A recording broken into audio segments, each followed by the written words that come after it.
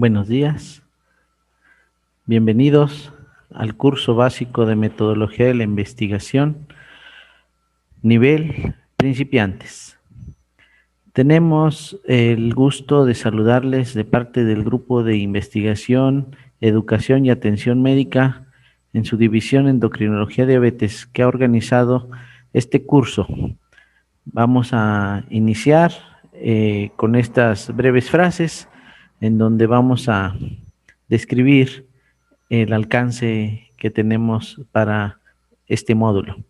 Miren, cuando hablamos de investigación científica, en algunas ocasiones solemos pensar que es un proceso muy complicado, cansado, fatigoso, poco estimulante y que solamente es para algún tipo de personas y que estas personas están muy experimentadas en lo que es la investigación.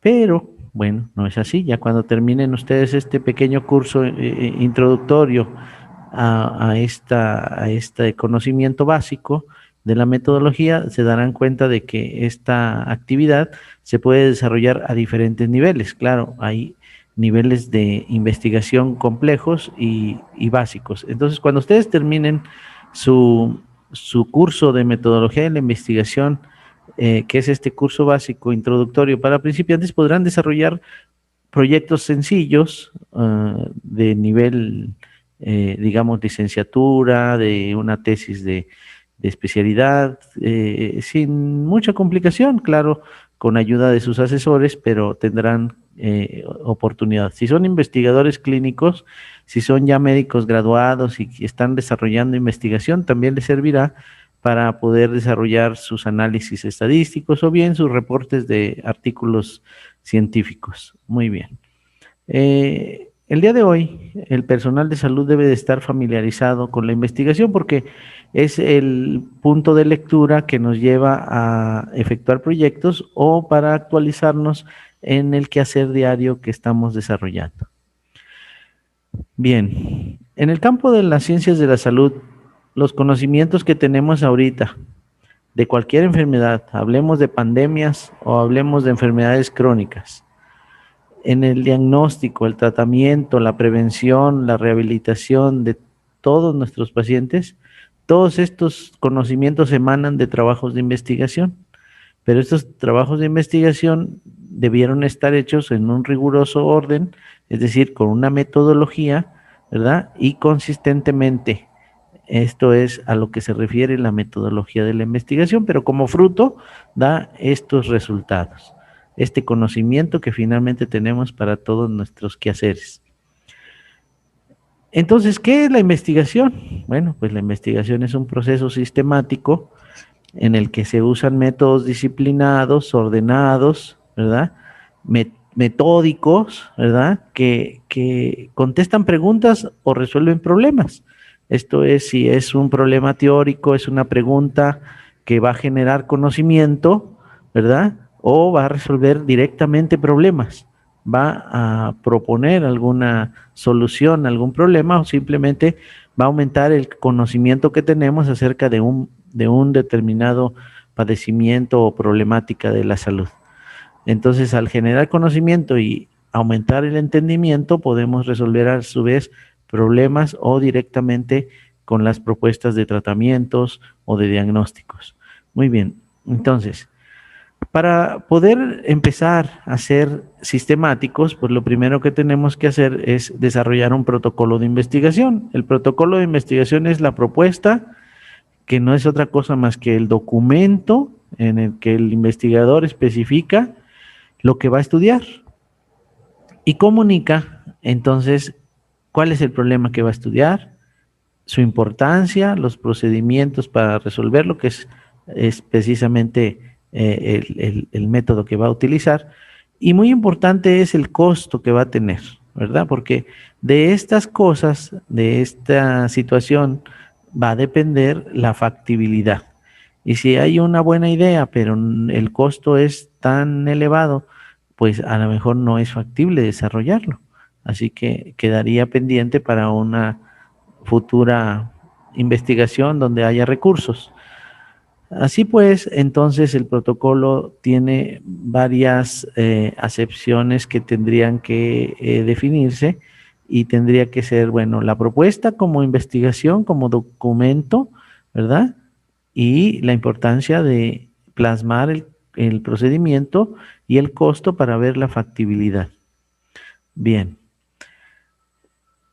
entonces, ¿cómo clasificamos a la investigación? Bueno, pues si el investigador va a intervenir en la manipulación de las variables de lo que se va a estudiar, ya hablaremos en su momento de las variables, porque tenemos este módulo, este curso tiene 3 módulos, este módulo es ahorita la metodología, definiciones y generalidades, y luego tenemos el módulo de estadística o bioestadística, en donde van a ver ustedes las variables. Les vamos a estar repitiendo tanto los temas de bioestadística en el módulo de metodología, que es este, como los temas de metodología en el, en el módulo de bioestadística, porque se entrelazan, son partes de un mismo conjunto. Así que vamos a estar yendo y viniendo hacia diferentes definiciones o temáticas, así como esta de la manipulación de las variables. Así que si el investigador interviene en las variables, esto puede ser un trabajo experimental, ¿verdad? Cuando un paciente, un médico, por ejemplo, le da un determinado tratamiento a un par de grupos o más grupos, ¿verdad? En diferentes dosis, por ejemplo, y en forma aleatoria determina cuál es el mejor tratamiento dependiendo a qué grupo se le dio tal o cual dosis o tal o cual combinación o tal o cual formulación. Mientras que si solamente va a observar y no va a manipular las variables, entonces si nada más va a observar el fenómeno, entonces no es experimental, es un trabajo no experimental que se llama observacional. Y entonces su nombre lo dice, solo observa, recaba datos y de las variables de interés, ¿verdad? Ya hablaremos, le digo, de las variables, es muy importante definir esto, pero si las manipula, es experimental. Si no las manipula, es no experimental. Entonces, existe otro ejemplo en donde aquí se llama cuasi experimental, en donde el investigador aplica un tratamiento a un solo grupo. Por ejemplo, los cirujanos. Los cirujanos dicen, vamos a hacer una determinada técnica nueva para ver si a este grupo con la técnica nueva mejora su tratamiento quirúrgico, su tiempo de recuperación o su sangrado disminuye o su infección no se presenta, en fin, se compara con lo que ya históricamente se ha hecho en un determinado procedimiento contra un procedimiento nuevo. A estos tipos de estudios se le llama cuasi experimental, en donde un tratamiento se le aplica a un solo grupo de sujetos, sin grupo control, ¿verdad? Y ya el control se observa el tratamiento antes y después de aplicarlo, y después se comparan con grupos históricos para ver si primero funcionó antes y después, cómo funcionó y qué fue lo que, cómo resultó determinada técnica o determinado tratamiento. Pero después se compara con las cohortes históricas para ver si ese tratamiento tiene también cierta mejoría con lo que se ha observado a través del tiempo. Así que hay grupos que no se comparan con un grupo control directamente, como los experimentales, sino en un solo grupo cuasi experimental. Otra clasificación es la clasificación de según si es un campo de aplicación básico, como es teorías, por ejemplo, en donde si ustedes ven en alguno de nuestras referencias bibliográficas, nosotros escribimos un artículo de el papel de la prolactina en el cáncer de próstata y teorizamos acerca de las vías metabólicas que podrían estar entrelazadas, ¿verdad?, entre la prolactina y los andrógenos para el desarrollo o la proliferación del cáncer de la próstata. Entonces, en este sentido, se alcanza a observar cómo un conocimiento se puede generar a partir de teorías que se desarrollan a partir de estudios previos o bien en el laboratorio. En los estudios de laboratorio se estudian protoncogenes, receptores, polimorfismos genéticos, líneas celulares, biomoléculas, por ejemplo, de fármacos. Entonces, todo lo que implica generar teoría o conocimiento de laboratorio significa campo de aplicación básica.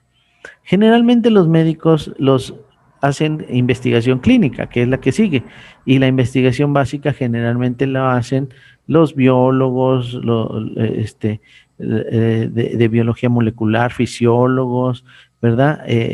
Químicos, genetistas. Bueno, en general hay muchas personas que hacen investigación básica. De hecho, hay centros de investigación básica y centros de investigación clínica y centros de investigación educativa. Así que, según el campo de aplicación, pasemos al de la investigación clínica. La investigación clínica está generada, es la que generalmente se hace en las tesis, en los hospitales, en las clínicas familiares. Se diseña para generar conocimientos para la práctica clínica. Entonces, aquí se observa cómo está funcionando un medicamento nuevo, cómo está, cómo está incrementando alguna enfermedad y se observan los factores de riesgo que la están desencadenando.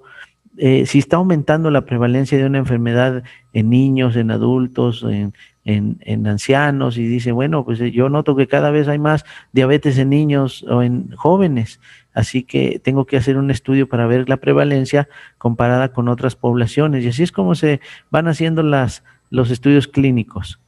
Y finalmente, bueno, la investigación educativa, que es donde hay centros de investigación educativa y formación docente, se establecen o se diseñan estrategias para estudiar cómo los grupos de estudiantes pueden mejorar sus aptitudes, su actitud, su conocimiento. Y entonces el ejemplo que ponen aquí es el estudio de la aptitud en un grupo de residentes de medicina interna que sobre la hipertensión arterial. Es decir, ¿cómo podemos hacer que los residentes tengan una muy buena conocimiento de la hipertensión arterial y se desarrollan una serie de reactivos o de instrumentos que le permiten al residente tener un conocimiento muy claro y muy rápido y muy efectivo para el control de la hipertensión arterial? Entonces, esto es como se hace la enseñanza en los centros educativos de universidades, hospitales, escuelas, y entonces es cuando se generan los programas de estudio, pero en base a los resultados de investigación educativa. Muy bien, bueno, entonces tenemos ya esas dos clasificaciones y también tenemos una clasificación según el procedimiento que se emplea. Así que según el procedimiento que empleamos, puede ser una investigación cualitativa, si vamos a estudiar cualidades, como su nombre lo indica, o cuantitativa, si vamos a estudiar cantidades. Así que si las cualidades fueran, por ejemplo, vamos a suponer pobreza, salud, economía, bueno, vamos a estudiar índices que miden la calidad de la vida en esos aspectos. Pero si vamos a estudiar, por ejemplo, niveles de hemoglobina glucosilada, hematocrito, glucosa, colesterol, bueno, cantidades que se pueden medir, bueno, pues las podemos estudiar en forma cuantitativa. También veremos en un futuro, esto es muy importante porque las variables pueden convertirse de cualidades, también se pueden reflejar en cantidades, o las cantidades se pueden reflejar en cualidades. Por ejemplo, si nosotros tenemos a un alumno que saca 6 de calificación en una escala cualitativa podría llamarse aprovechamiento medio, y si saca 8 podría ser un aprovechamiento moderado, o si saca 10 puede ser un aprovechamiento excelente, de tal forma que tendríamos 3 calificaciones con números, 6, 8 y 10, pero también podríamos convertirlo en cualidades, ¿verdad? Moderado, y aprobado, excelente, o muy buen desempeño, en fin, podríamos ponerle también cualidades a esa calificación numérica. Así que estas conversiones son muy importantes, porque a la hora de hacer los comprobaciones matemáticas o de hipótesis, tendríamos que usar formulaciones que puedan comprobar la hipótesis con cualidades, es decir, con características, o bien con cantidades, ¿verdad? Así que eso es muy importante. Las definiciones que vemos aquí son el problema de investigación. Lo vamos a describir con detalle un poco más adelante, pero pues es la situación que implica qué es lo que yo quiero descubrir. Si me causa intriga, me causa un conflicto porque no alcanzo a entender por qué unos autores dicen que este medicamento es bueno y estos que no sirve. Entonces tengo que hacer un estudio en donde yo pueda comprobar para hacia dónde quién puede tener la razón, porque hay reportes contradictorios. O bien si es un aspecto intrigante o enigmático y dice, no se sabe por qué, no se sabe cómo funciona. Bueno, pues este es un problema que hay que descubrir. Bueno, pues esa problemática la vamos a definir con exactitud, porque tiene un método para realizarse. Acuérdense que esto es metodología de la investigación. Así que el problema de investigación tiene un método, ¿verdad? Para descubrir. Los problemas se enuncian o se reflejan en preguntas. Y llegamos a la siguiente definición. Las preguntas de investigación son los enunciados de la interrogante específica, es decir, lo que se pretende resolver. Es lo que se pretende resolver del problema se refleja o se enuncia en una pregunta de investigación, y para eso hay un método. Para eso, primero hay un método para detectar el problema, si realmente es un problema, y la segunda es un método para definir o enunciar la pregunta. O sea, no es a cómo se ocurra, cómo se sienta y se plasme, sino que es un método para cada cosa. Bien, entonces vamos a ver aquí la siguiente definición, variables. Las variables también vamos a verlas con detalle. De hecho, les digo, vamos a ir y volver a entrar y salir de estos temas porque son útiles para la definición de la metodología y útiles para la definición de bioestadística. Así que ahorita estamos en definiciones, pero cuando veamos la descripción de variables, vamos a volver a esto. Así que son los atributos, ¿verdad?, que varían, como por ejemplo, y que desde luego se pueden medir. Así que lo que varía y se puede medir, como edad, sexo, glucemia, estado civil, bueno, todos esos son variables cualitativas, variables cuantitativas. Ahora, las variables independientes son las que supuestamente pensamos que son la causa de la variable dependiente, ¿verdad? La variable dependiente sería el efecto y la variable independiente sería la causa. En todas las investigaciones generalmente hay una variable independiente y una variable dependiente, aunque puede haber varias independientes para un mismo efecto. Así que, sobre todo cuando son sumatorias, pero generalmente va una causa y un efecto. Así que dice, del ejemplo, el tabaquismo es la variable independiente, ¿verdad? Es un factor de riesgo para cáncer pulmonar, que es la variable dependiente. Así que estamos pensando que las personas que fuman, que tienen esa variable positiva, y que se puede medir cuántos cigarros fuma diarios, por cuántos años, ¿verdad? Entonces, esa persona tiene más riesgo de padecer cáncer pulmonar, ¿verdad? Que la persona que no fuma o que fuma menos cigarros. Así que esa variable que se midió en tiempo y en cantidad es la variable independiente, y la variable dependiente es el efecto, la consecuencia de la exposición a la primera variable, que es la independiente, la causa, ¿verdad? Pero hay muchos ejemplos. Si el conocimiento, ¿verdad? El conocimiento de la metodología de la investigación, ¿sí? Es dependiente de el curso básico. Vamos a suponer entonces, las personas que llevan este curso básico, ¿sí? Tienen mayor conocimiento de metodología de la investigación que los que no lo llevaron. Entonces, si hacemos un estudio en donde estudiemos quién tiene más conocimiento de la metodología de la investigación como una variable dependiente el conocimiento y una variable independiente el llevar curso de básico de investigación, encontraríamos que el curso básico de investigación es la variable independiente. ¿Lo llevaron sí o no? Sí. Entonces, la variable dependiente sería, ¿tiene más conocimiento de metodología? ¿Sí o no? Y sí, ese sería como el ejemplo, ¿verdad? A continuar. Bien, pues la calificación de las variables, la clasificación de las variables, según el tipo de valor, ya dijimos, las cuantitativas son numéricas, las cualitativas pueden ser categóricas, ¿verdad? Se pueden ser en categorías o en cualidades, ¿verdad? De otro tipo.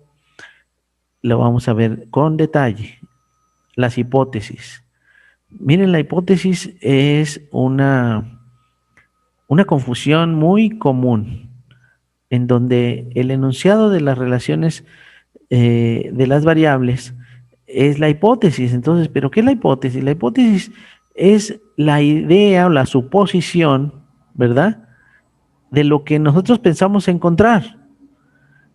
Entonces, cuando nosotros hacemos una hipótesis y decimos que el tabaco está relacionado como causa del cáncer pulmonar, ¿sí? Entonces tenemos una hipótesis que se llama de trabajo. O sea, nosotros queremos trabajar porque hemos visto que los que fuman tienen más cáncer pulmonar. Entonces, nuestra hipótesis de trabajo se llama hipótesis alterna, ¿sí? Es lo que buscamos comprobar. Fíjense bien, fíjense bien. La hipótesis nula es que si nosotros no logramos comprobar que esta asociación existe, pues entonces nuestra hipótesis nula es que no existe asociación entre el tabaco y el cáncer pulmonar. Es decir, que lo que nosotros buscamos es una hipótesis a descartar o a rechazar, que es la hipótesis nula. La hipótesis nula es la que el investigador busca rechazar, o es decir, la que no es verdad, bueno, la que a su juicio pareciera que no es la verdad. Puede salir que no se logró rechazar, es decir, puede salir que no hubo asociación, está bien, no hay problema, no es obligatorio, pero en general la hipótesis nula es la que el investigador busca rechazar. Es decir, no es la que buscaba, por eso se llama nula, ¿verdad? Es la que busca rechazar. Si él rechaza busca o comprueba que esta hipótesis no existe, porque la rechaza y dice, no, la hipótesis de que no existe asociación no es correcta. La que es correcta es que sí existe asociación. Entonces yo ya lo comprobé, ya hice mis pruebas matemáticas y comprobé que efectivamente hay una relación estrecha como causa del cáncer pulmonar con el tabaquismo. Ah, muy bien. Entonces esta hipótesis se llama hipótesis de trabajo o hipótesis alterna. Muy importante, porque en ocasiones ponen la nula como la que no es de trabajo, como la que buscan al revés, como que buscan definirla aquí la hipótesis de trabajo, ¿sí? Entonces hay que ubicar muy bien cuál es la nula, cuál es la de trabajo o alterna. Es muy importante y también es muy fácil porque la nula pues usted la busca rechazar y la alterna la busca comprobar, pero si no la comprueba no pasa nada, ¿verdad? Si no le resultó que esta era la de trabajo era verdadera, pues nada más acepta la nula y no pasa nada. Digo, es nada más dar para la metodología. Muy bien. ¿Qué más tenemos aquí entonces? Para nosotros organizar y analizar los datos que resultan de nuestras variables, tenemos una estadística descriptiva y una estadística inferencial. Esta es parte del siguiente módulo, bioestadística. Pero aquí tengo que definirlas, que en donde ustedes hacen la estadística descriptiva como un conteo nada más de demostrativo de lo que encontraron. Cuánto por ciento, cuántos hombres, cuántas mujeres, así.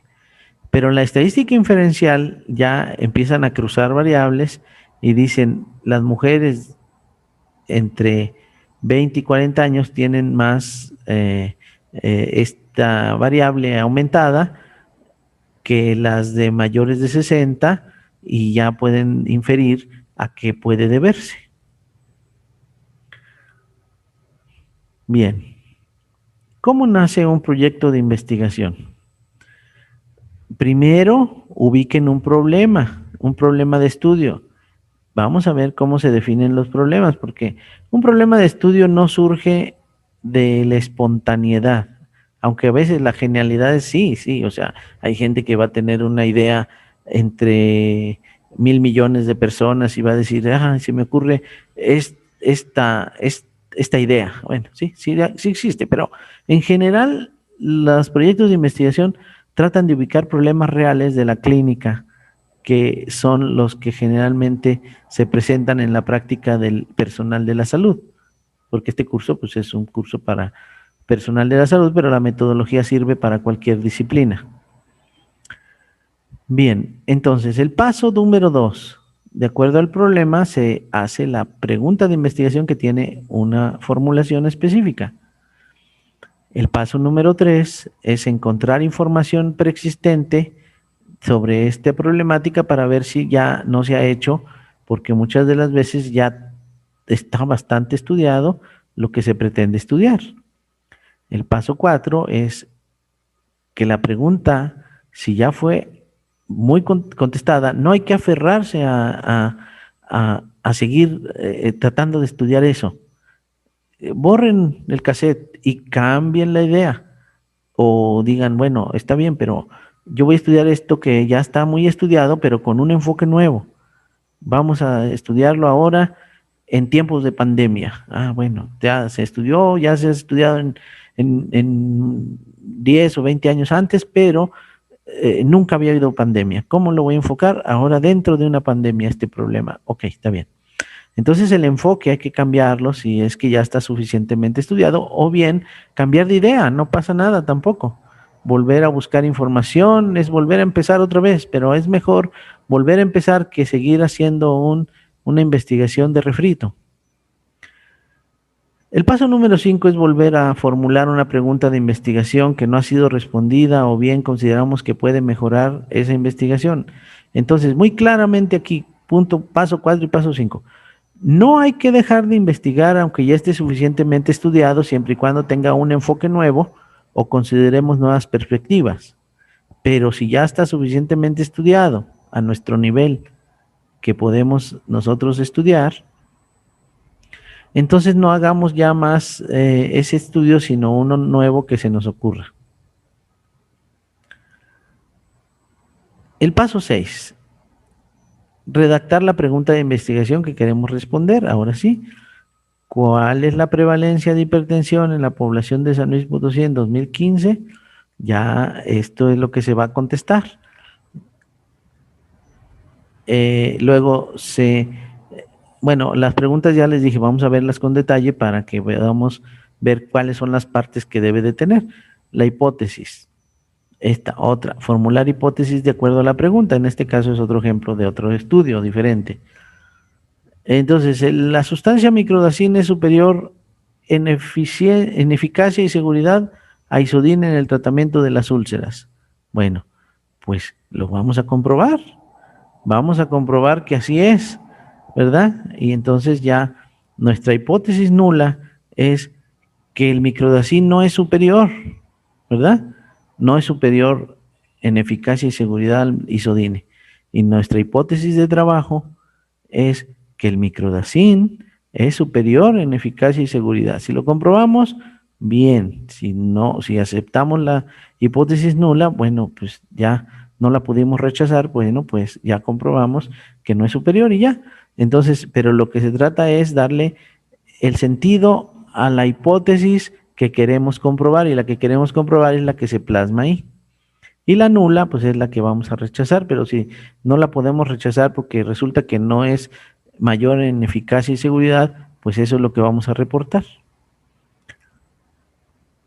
El punto 8 es determinar el tipo de estudio adecuado para probar la hipótesis. Ahora sí, esto lo vamos a ver con detalle porque hay para cada tipo de estudio y para cada combinación de variables hay un tipo de estudio adecuado para probar la hipótesis, es decir, para comprobar nuestra suposición. Y los tipos de estudio epidemiológicos también se van a ver en este caso detalladamente un poquito más adelante en lo de bioestadística, cuando veamos estudios epidemiológicos, vamos a ver toda una descripción de la epidemiología, cómo es que se llega a este tipo de estudios. Clínicos aleatorizados, cortes, estudios, casos y control, encuesta transversal, educativos y ecológicos, ¿verdad? Así que ecológicos son, este no lo hemos mencionado, pero son en poblaciones grandes de países o ciudades, ¿verdad? Comunidades extensas, comparación de prevalencias, índices de desarrollo humano, cosas que podemos estudiar en poblaciones grandes, países generalmente. Bueno, y la estadística, ya les dije, es la descripción de los datos que vamos a ver para variables cuantitativas, cualitativas, medidas de tendencia central, media, mediana, moda, dispersión, desviación estándar, proporciones, razones. Todas estas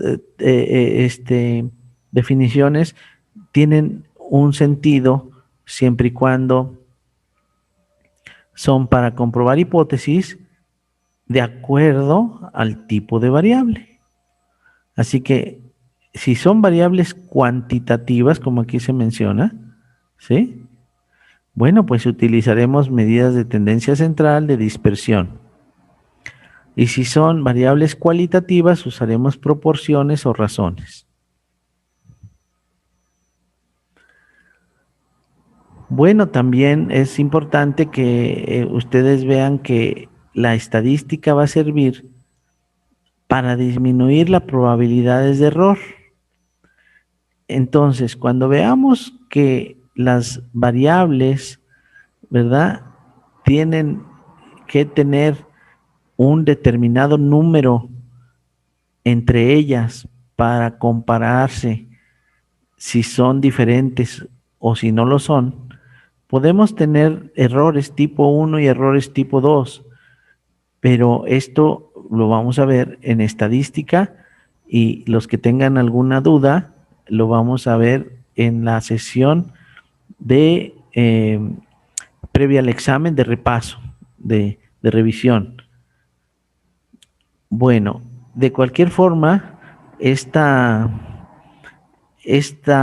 errores se pueden prevenir, ahora hablaremos de esto, calculando un tamaño de muestra suficientemente bueno. Entonces, importante, el número de pacientes que vamos a estudiar para nuestro estudio, que vamos a ingresar a nuestro estudio, nos va a favorecer o a prevenir errores porque debe de tener un tamaño de muestra suficiente para que nos indique la probabilidad de error menor al 5%, ¿verdad? Entonces, nosotros debemos de tomar en cuenta que el número de pacientes que estudiemos es el que nos va a disminuir el error, ¿verdad? De la probabilidad de que lo que encontramos sea verdad o no lo sea. Y también vamos a disminuir la probabilidad de error cuando sabemos utilizar el poder estadístico. Entonces, según el tamaño de muestra es la probabilidad que tenemos de saber que nuestros resultados son verídicos o que son más exactos o que tienen por lo menos probabilidad de error. Siempre hay un grado de error, pero este está estadísticamente calculado para que con una probabilidad de menos del 5% sea aceptable y un poder estadístico de menos de menos del 20% sea aceptable. Entonces, cuando hablemos de significancia y de poder, debemos de ver en el estudio, en la metodología, que nuestro estudio tenga un nivel de significancia menor al 0.5% y que tenga un poder mayor de 80%, ¿verdad? Para que la probabilidad de error del poder sea menos del 20%. Así que lo vamos a ver con calma. Bien, a esto es a lo que se le conoce como la significancia de la P, que es muy conocida, muy común que se diga. Así que la P es igual o menos de 0.05, es lo que significa que la probabilidad de error es menor al 5%. Bueno, vayamos entonces con calma. Ubiquemos el problema de estudio.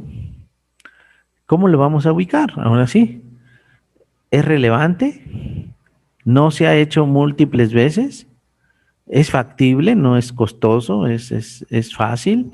O por lo menos fácil en donde yo estoy, porque si estoy en un centro médico muy actualizado, pues tengo todo disponible, pero si estoy en una unidad un poquito menos actualizada de tecnología, pues entonces puede ser que no sea tan factible.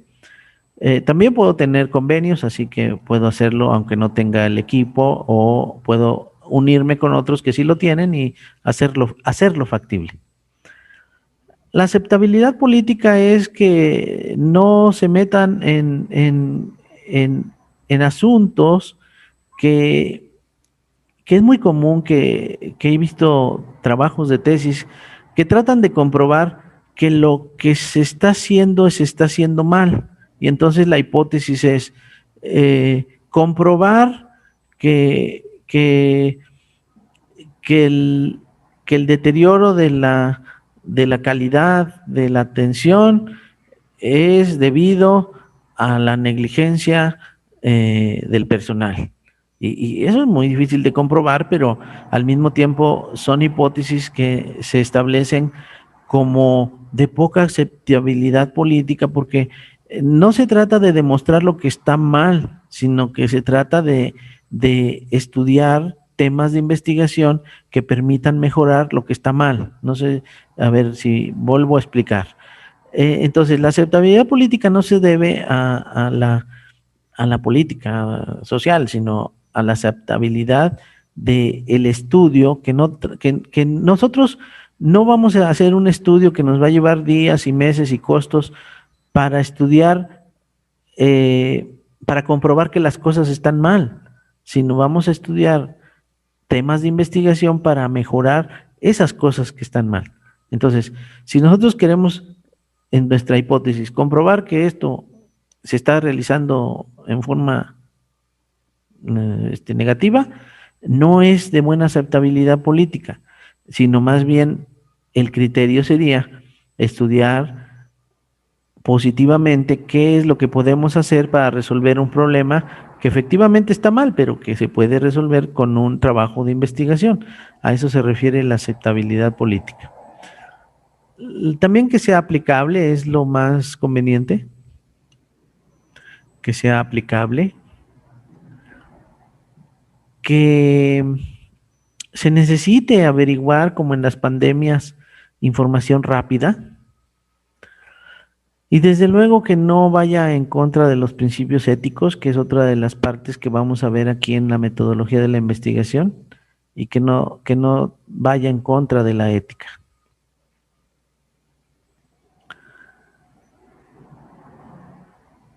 El paso 2. Entonces ya vieron que el paso 1 pues tiene su método también, sus características. Tienen que escoger temática que vaya de acuerdo con lo que la metodología dijo en el apartado anterior. La pregunta de investigación. Las preguntas tienen orígenes desde que el hombre es hombre, ¿verdad? Y empieza a pensar cómo resolver o cómo obtener respuestas, ¿verdad? Esta presentación completa la pueden encontrar en Facebook, en Investigación en Salud de San Luis Potosí. Es cortesía de este grupo. Al desarrollar una pregunta de investigación, esta pregunta debe de elaborarse en una forma clara, y vean que hay modos de hacer preguntas. Cuando la experiencia me dice, ¿por qué estamos viendo tantos pacientes con tal enfermedad? Bueno, esa es una por experiencia. Otra es, ¿por qué podemos hacer para mejorar los diagnósticos tecnológicas, bibliografía especializada?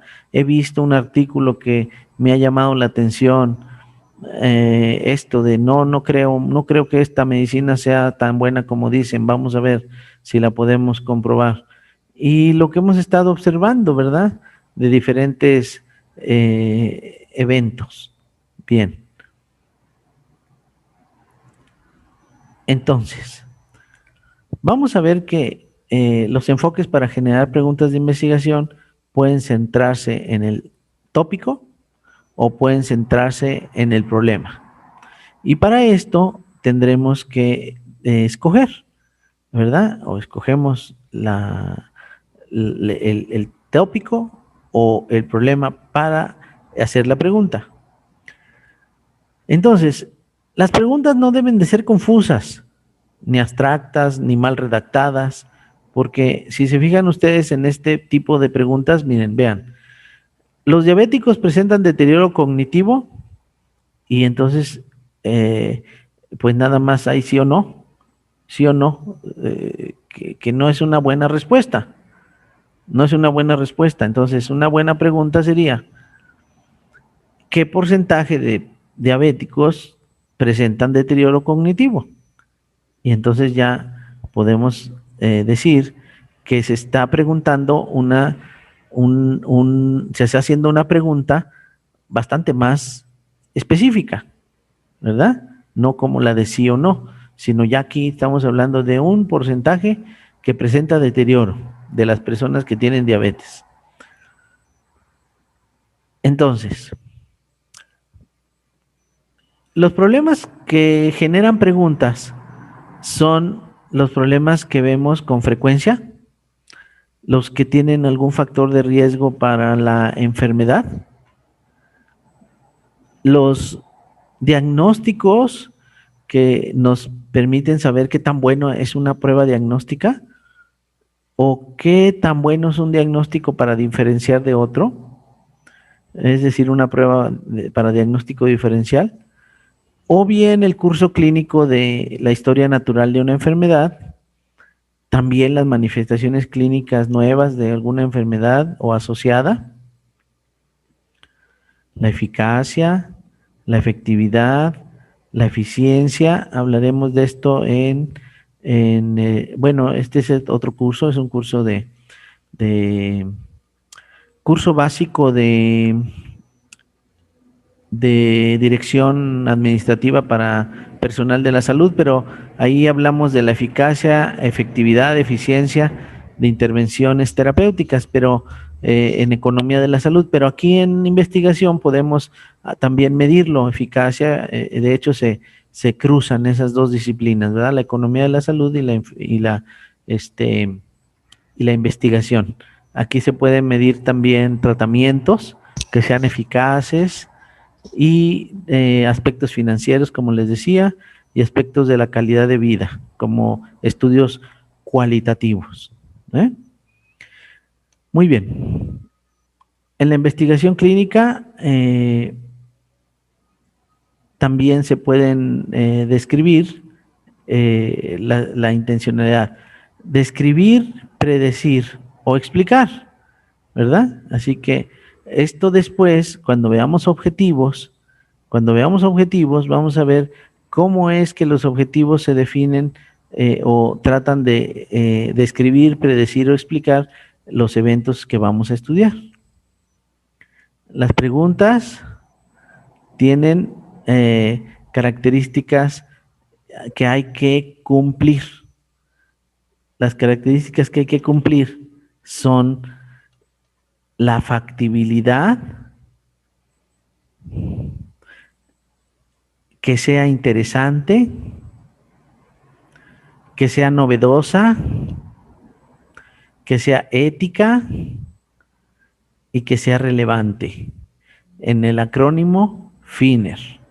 Aquí lo ven ustedes. Y el acrónimo ayuda a verificar, PICOT, el acrónimo PICOT ayuda a comprobar, organizar que esta pregunta sea de buena calidad. Incluye personas, incluye la intervención, si se va a comparar con un grupo control, el desenlace y el tiempo en el que se hace referencia al tipo de estudio que se va a realizar, largo plazo, corto plazo, mediano plazo, cohorte, lo que ustedes vayan a estudiar. Bueno, entonces ven ustedes que tenemos metodología para el problema y metodología para la pregunta. No tienen más que hacer un checklist y decir, sí cumplo con todos estos requisitos para mi problema, sí cumplo para todos estos requisitos de mi pregunta, ya tienen una buena temática y ya tienen una muy buena pregunta. Así que deberían de ya estar muy preparados para hacer ese checklist y empezar. Bueno, entonces, ¿qué hacemos ahora que ya tenemos una idea y una pregunta? Vamos a buscar información. Vamos a buscar información preexistente. ¿Y cómo vamos a buscar información? Pues ahí antes era muy difícil, pero ahora ustedes todos tienen la facilidad de buscar bases de datos en medios electrónicos y hacen unas búsquedas rapidísimas, ¿verdad?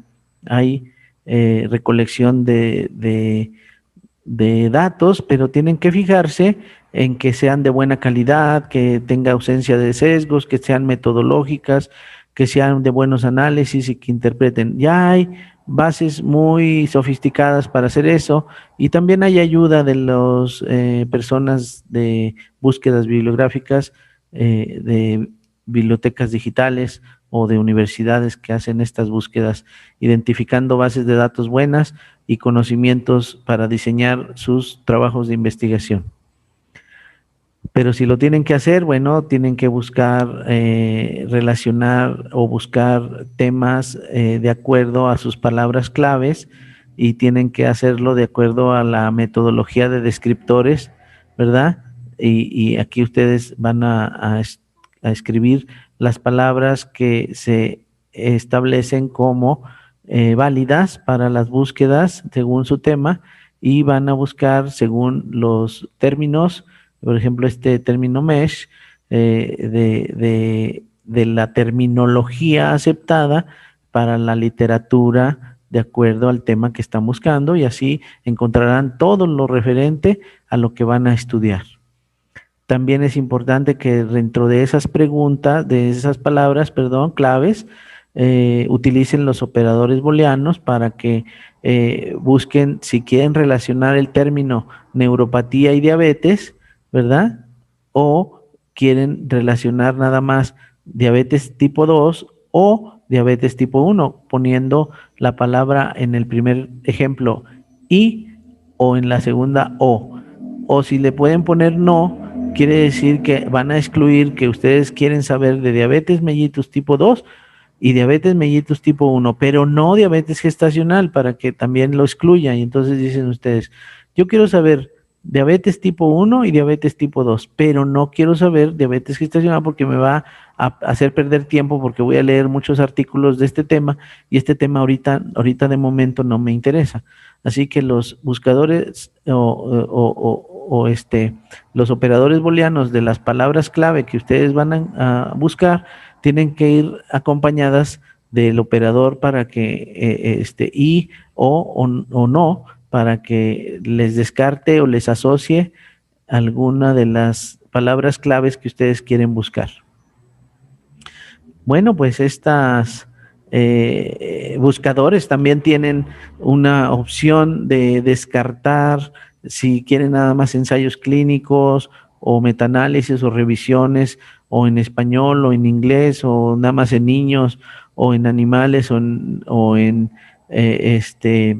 en diferentes fechas de publicación, como los últimos 5 años o los últimos 10 años o desde que hay registro.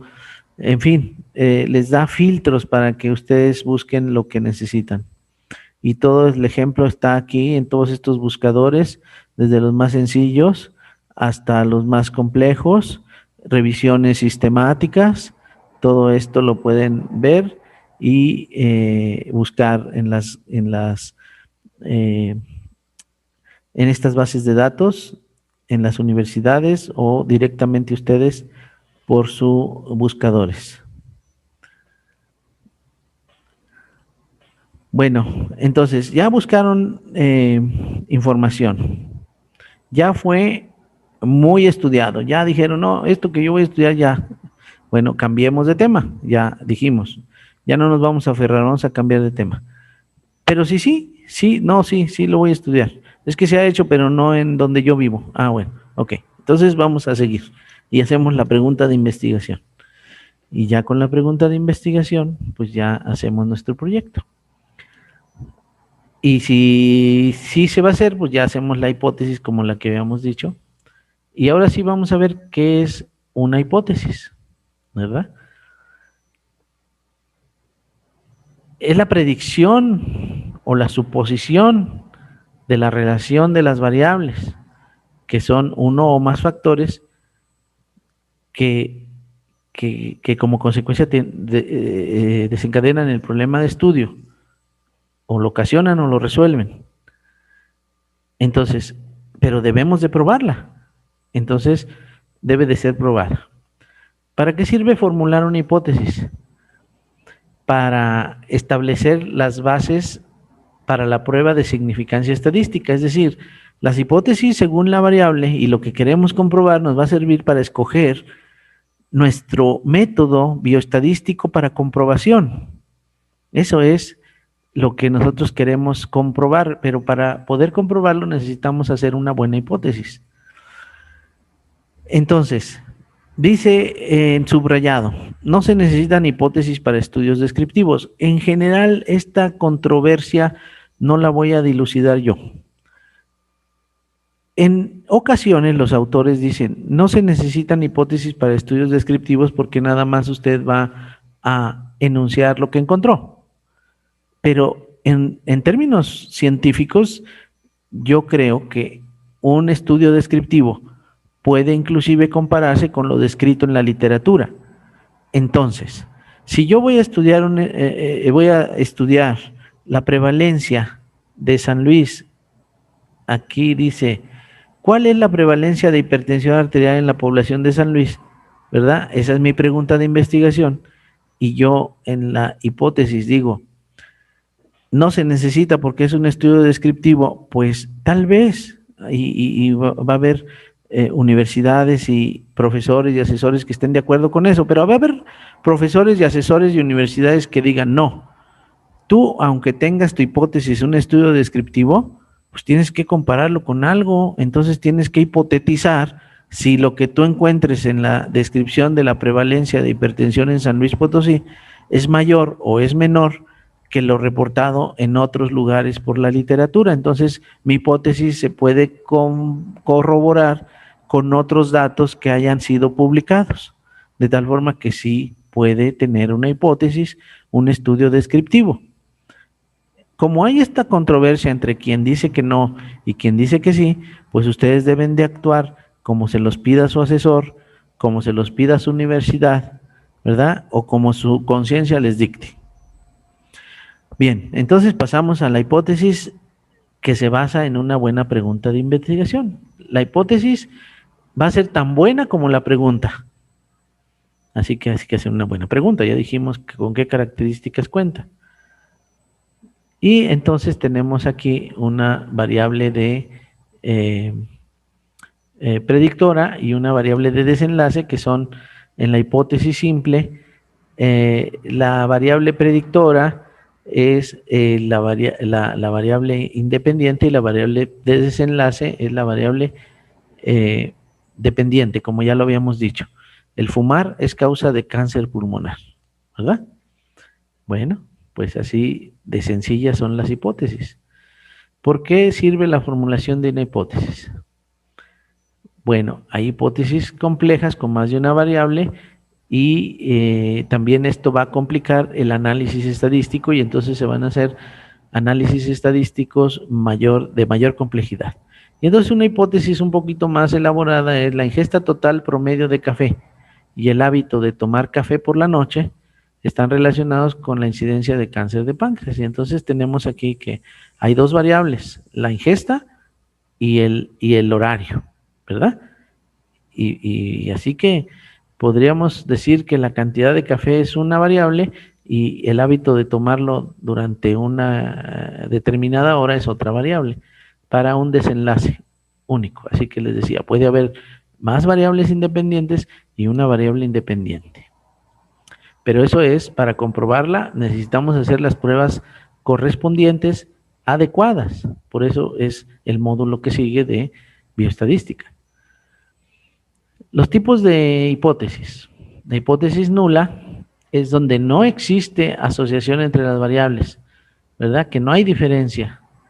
Entonces es lo que decíamos, es la que dice, nosotros suponemos que sí hay, pero esa la que nosotros decimos que sí hay es la hipótesis de trabajo, pero si no la hubiera, entonces ya no pudimos rechazar la hipótesis nula y pues la vamos a aceptar, ¿verdad? Les digo, no pasa nada. La hipótesis alterna afirma que sí hay una asociación entre estas variables, ¿verdad? Por lo tanto, rechazamos la hipótesis nula. Miren, este ejemplo es del doctor Velasco, ya no está con nosotros, pero nos dejó su legado y entre ellos pues nos dejó algunos conocimientos y diapositivas. Así que vamos a ver esta diapositiva que él nos dejó. Si comparamos el proceso judicial con las pruebas estadísticas, el juez dice, a ver, el acusado no falsificó el dinero, es inocente, y si lo falsificó, es el culpable. La hipótesis nula dice, no hay asociación entre el caroteno y el cáncer de colon, y la hipótesis alterna dice que sí hay, ¿verdad? Pero pues hay que comprobarlo. Entonces, si nosotros decimos que sí hay, estos son los errores que hablábamos cuando hablábamos de los errores que vamos a ver en la bioestadística, en lo de bioestadística, si nosotros damos un veredicto incorrecto es condenar a una persona inocente cuando no lo es. Así que nuestra inferencia incorrecta sería concluir que existe asociación entre el caroteno y el cáncer de colon cuando en realidad no lo hay. O bien, otra cosa incorrecta sería decir que el culpable es inocente, absolver a un culpable, y nosotros decir acá también un error beta, que es el del poder, que decir, no existe asociación entre el caroteno de la dieta y el cáncer de colon. Y entonces, en realidad sí existe, en realidad sí existe. Entonces, podemos tener estos dos errores nosotros como los jueces, uno condenar a la persona inocente o absolver al culpable, y nosotros decir que sí existe una asociación cuando en realidad no existe, o decir que no existe cuando en realidad sí existe, ¿verdad? A ver si queda claro este ejemplo aquí comparado con lo de los jueces. Y esto se debe al cálculo del tamaño de la muestra, ¿verdad? Que nos falte muestra o que no hagamos correctamente los cálculos.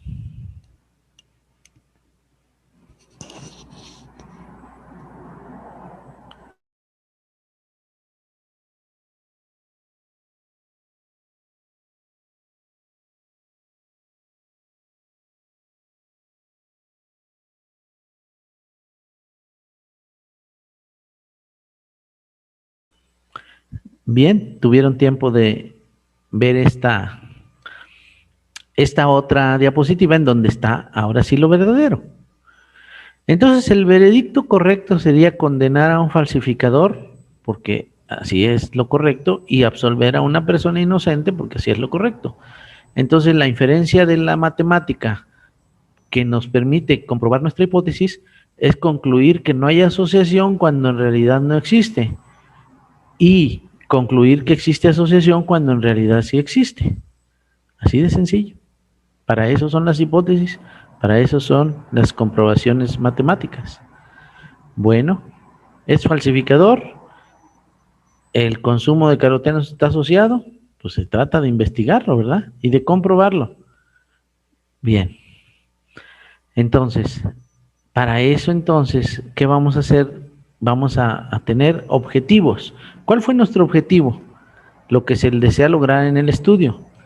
Los objetivos están estrechamente relacionados con el problema, y los objetivos generales y objetivos específicos son lo que se va a realizar. Los objetivos específicos son lo que se va a realizar para conseguir el objetivo general. ¿Por qué deben desarrollarse objetivos? Porque enfocan el estudio. Miren, no todo se puede resolver con un trabajo de investigación, así que hay que ser muy precisos qué es lo que quieren resolver. Enfoquen su objetivo en el estudio, o el estudio en el objetivo, porque es lo único que se pretende resolver, no todo. ¿Y por qué no hiciste esto? ¿Y por qué no hiciste lo otro? ¿Y por qué no? Porque no, yo no trataba de resolver todo, simplemente tenía un objetivo, que era enfocar esta pregunta y contestarla y comprobar mi hipótesis, ¿verdad? Entonces, evita la recolección de datos innecesarios. Luego ponen muchos datos que escolaridad y eso, y luego al final cuando uno ve los resultados dice, bueno, ¿y la escolaridad qué? ¿Qué tenía que ver aquí con este problema? No, pues nada, no fue analizada, nada más recolectaron datos innecesarios. Entonces tienen que enfocarse en variables que tengan que ver con el estudio, y tampoco dejar variables fuera que puedan modificar la interpretación. Entonces, organizar un estudio por partes o fases, ¿verdad? Los objetivos deben de ser coherentes, tener una secuencia lógica, deben de ser claros, ¿verdad? ¿Qué se va a hacer? ¿Con qué propósito? Realistas. Y aquí, muy importante, hay listas de verbos que ustedes pueden encontrar en cualquier buscador de internet, en donde van a buscar verbos para los objetivos generales y verbos para los objetivos específicos. Todo lo que van a hacer para conseguir el objetivo general está escrito en verbos comparar, establecer, verificar, describir, apreciar, entender, estudiar. Todo lo que ustedes van a hacer está descrito en verbos, ¿sí? Así que búsquense los verbos de objetivos. y descríbanlos claramente. ¿Qué es lo que quieren hacer? ¿Comparar? ¿Establecer? ¿Verificar? ¿Describir? Bueno, pues eso ya lo dirá su estudio. Hasta aquí, muchas gracias. Vamos a continuar con los siguientes, con las siguientes lecciones. Vamos a subir también algunos videos que queremos que ustedes vean con metodología, con bioestadística, algunas lecturas que ustedes van a repasar. Y finalmente vamos a tener una sesión de revisión, de repaso. Para dudas, pueden dejarlas aquí en nuestra página y serán contestadas en el transcurso de la semana para que ustedes puedan resolver sus dudas y tener la preparación de un buen examen para el final del curso, tengan una aprobación con una calificación muy meritoria. Los dejo hasta aquí. Soy el doctor Miguel Ángel Mendoza Romo, del Grupo de Investigación, Educación y Atención Médica en su división de Endocrinología Diabetes, con el tema de metodología de la investigación, parte 1. Gracias a todos.